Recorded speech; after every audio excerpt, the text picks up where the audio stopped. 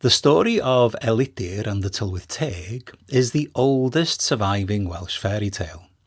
It shows us how different worlds interact with each other, how people from different realms might have different ideas about right and wrong, and what happens when humans meet magical beings. Gerall Gymro, or Gerald of Wales, wrote this story down in his book Journey Through Wales during the 1100s. Historians today believe it to be one of his most important works, as it tells us a lot about Welsh history and geography. Though Gerald wanted an independent Welsh church and admired some aspects of Welsh life, he was still loyal to the Norman rulers of England and basically thought they were more civilised than the Welsh. His account of this Welsh fairy tale adds to his portrayal of the Welsh as a bit backwards and childlike. Little did he know that the story actually contains a philosophical depth that's easily overlooked. While recording this fairy tale, Gerald noted that Elidyr, the main protagonist of the tale, had told his story to Bishop David II of St David's, who was bishop from about 1147 to 1176. This means the events probably happened towards the end of the 1000s, when Elidir was a child, making this one of the oldest written accounts of the Tylwyth Teg in Welsh tradition. As with the legend of the physicians of Myddfai that we discussed in the last video, I'll be interpreting this old story once again following the approach set out in the 5 Keys of Celtic Myth that you can download by following the link in the description.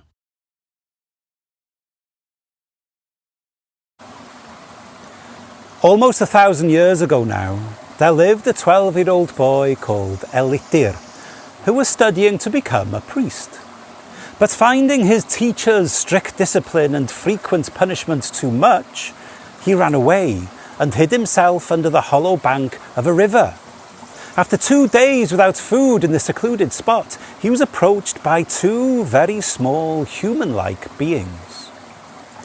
These tiny people spoke to the hungry, frightened boy and offered to lead him to a country full of delights.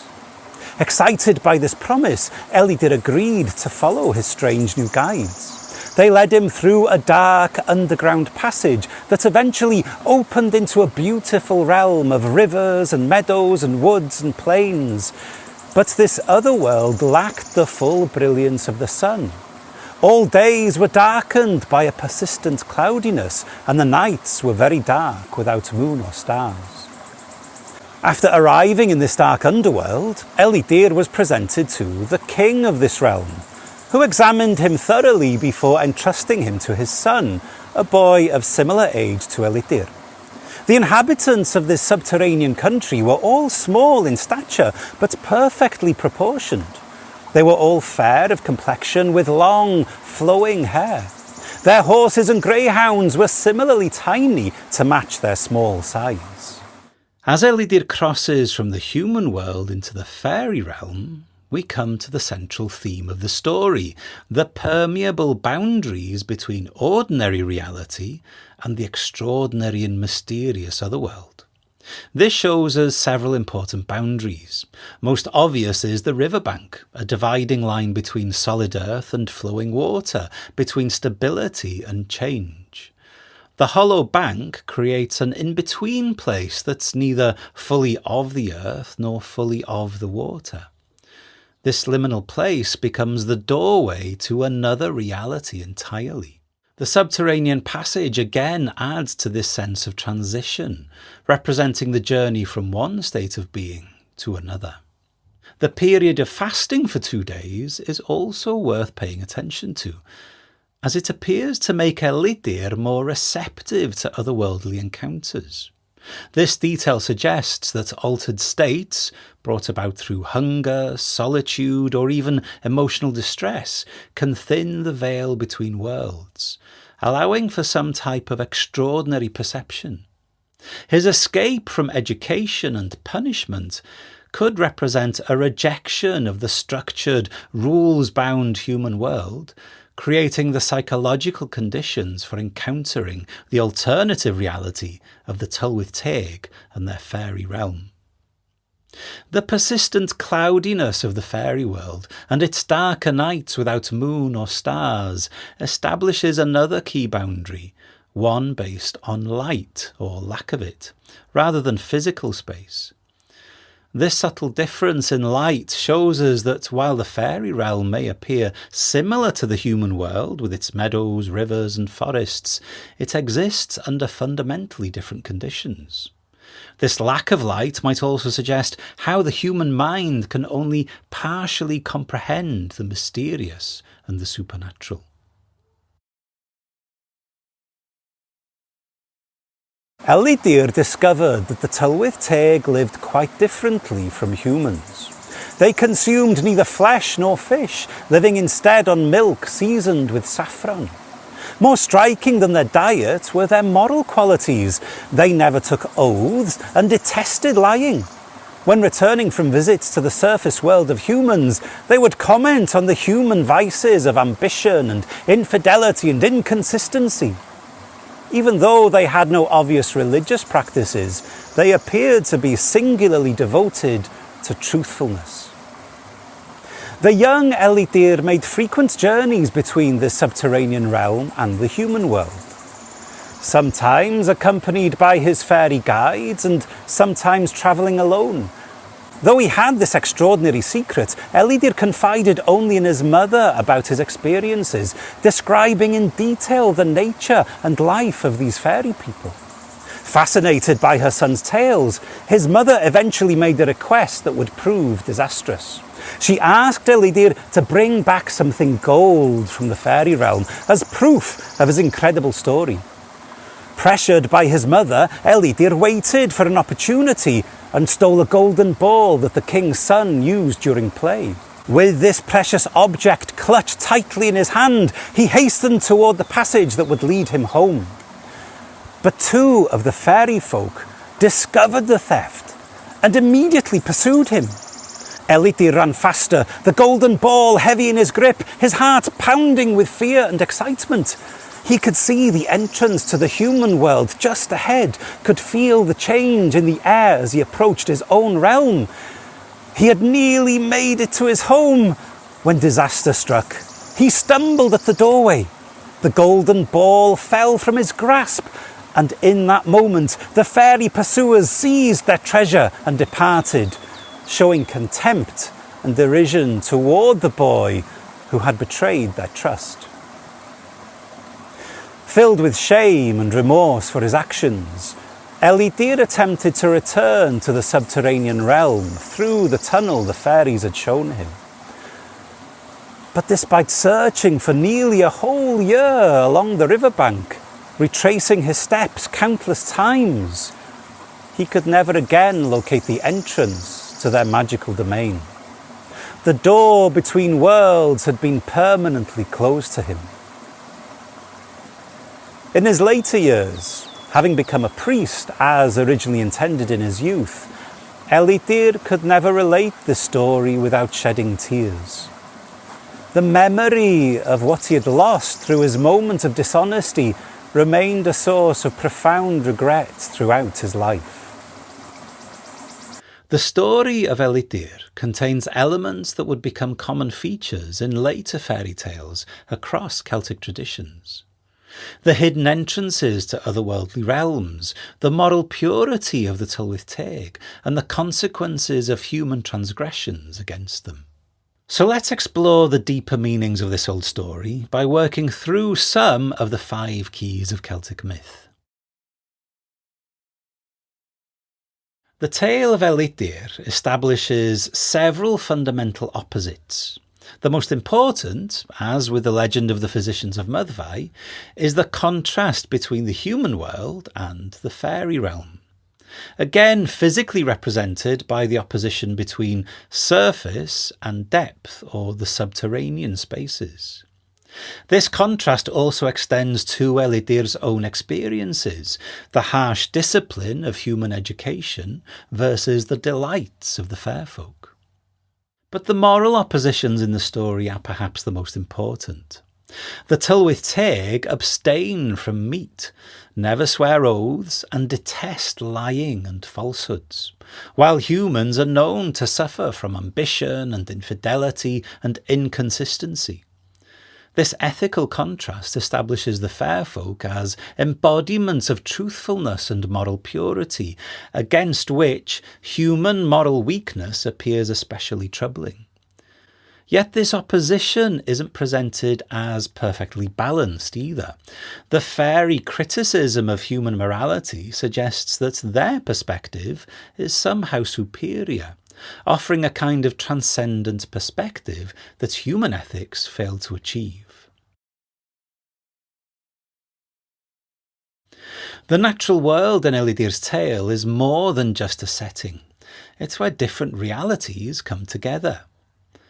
The river bank where Elidyr first encounters the fairy beings is a wild place that he's escaped to, fleeing the harsh and oppressive punishments of human society.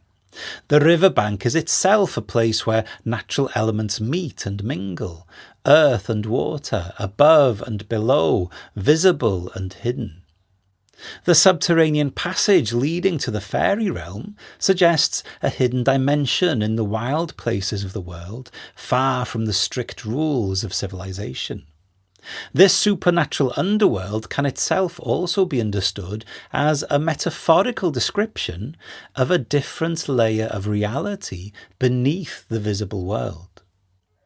The physical characteristics of the fairy realm, its rivers and meadows and woods and plains, mirror what we experience in the mundane human world, while also appearing differently because of the quality of light.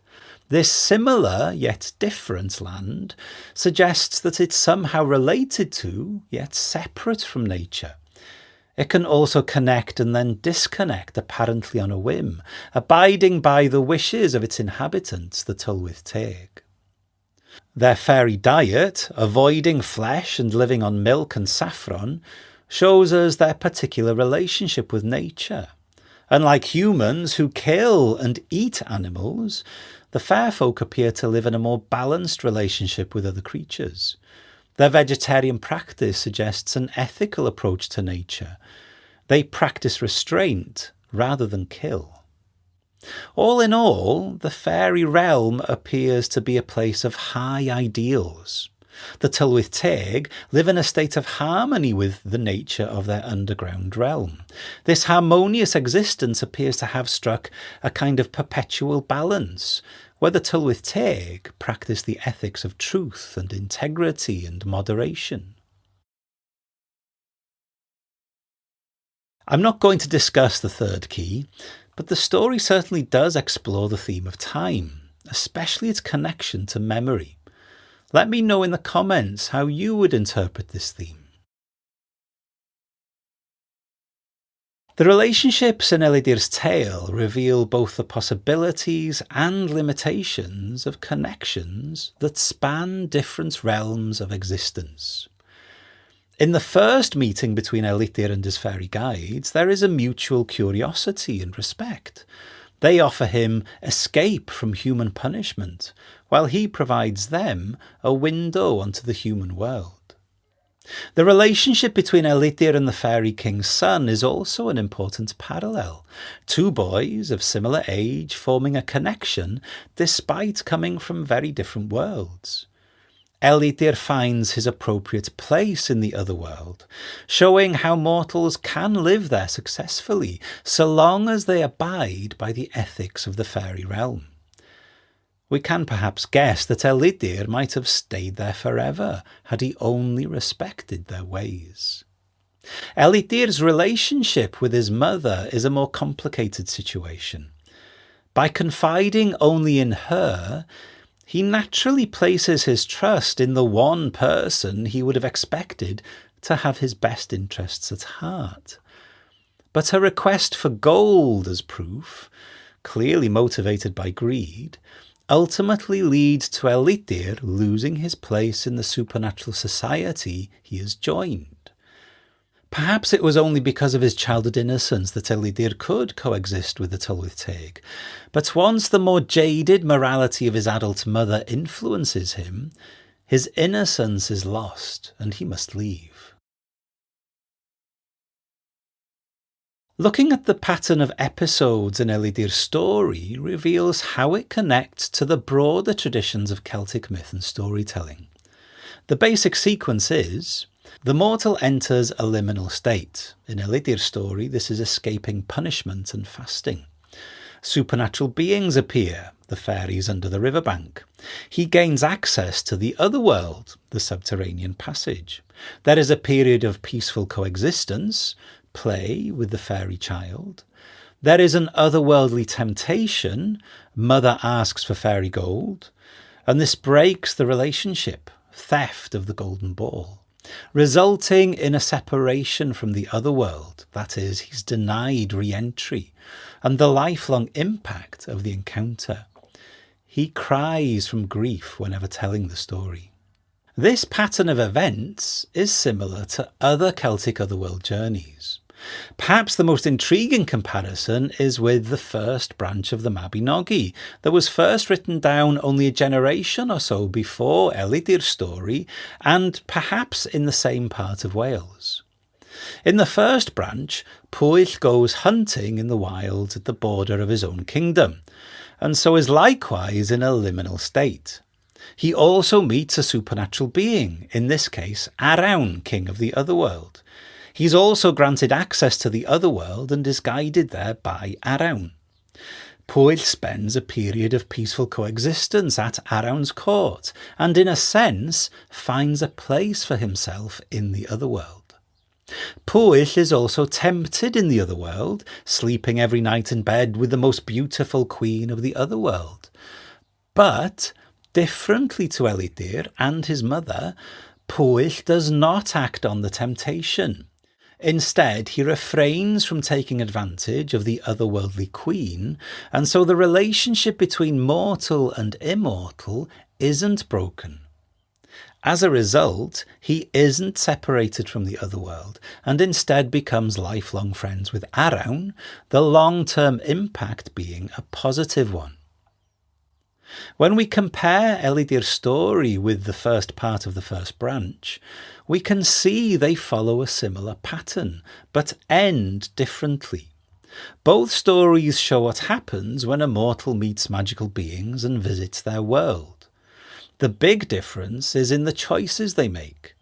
Elydyr's mother, tempted by the possibility of fairy gold, convinces her son to steal the golden ball, which ruins his relationship with the fairy folk forever. But Pwyll resists temptation and doesn't touch or take advantage of Arawn's queen, which makes their friendship even stronger. These similar patterns in the stories, but with different endings, tells us something important about Welsh storytelling from around the 11th century. They show that people back then believed the otherworld had rules that you had to follow. It wasn't just random magic.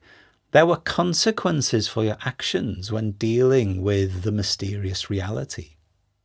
The otherworld is also a place where mortals could be tempted and tested in some way. It's a place of high ideals and moral purity that the mortal must abide by if they're to continue to coexist with the otherworldly beings. The stories seem to be teaching the same lesson, but from different angles. How you behave when you're in the mysterious supernatural realm matters a great deal. Elydyr's story shows what happens when you break the rules. You lose access forever, while Pwyll's story shows what happens when you respect the rules. You gain powerful friends. In 11th century Wales, stories about the otherworld weren't just entertainment.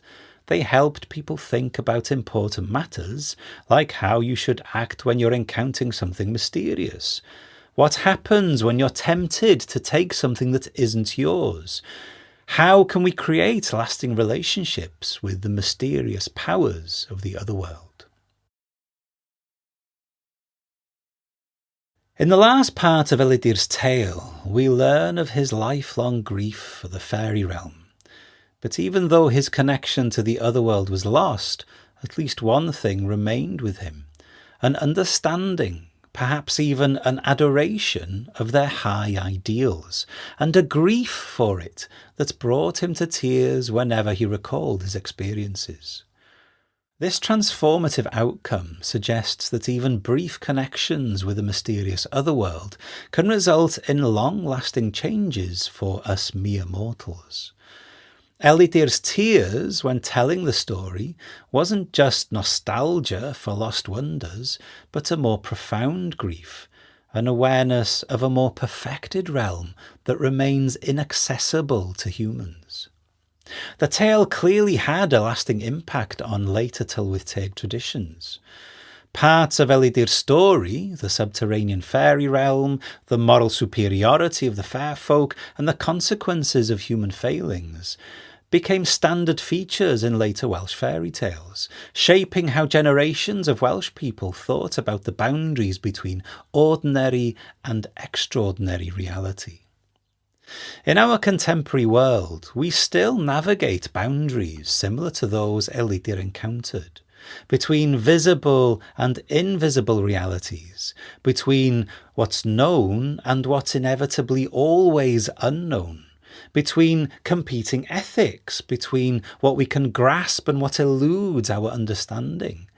Elydyr's simple fairy tale suggests that at least innocence can cross these boundaries at times, whereas the more jaded adult greed and arrogance severs these connections. Once again, I want to stress that all I've done here is present one way of understanding the events of the tale, and this should by no means discourage you from finding other ways of interpreting it. So feel free to download the guide, The 5 Keys of Celtic Myth, and use it as a springboard for developing your own interpretations.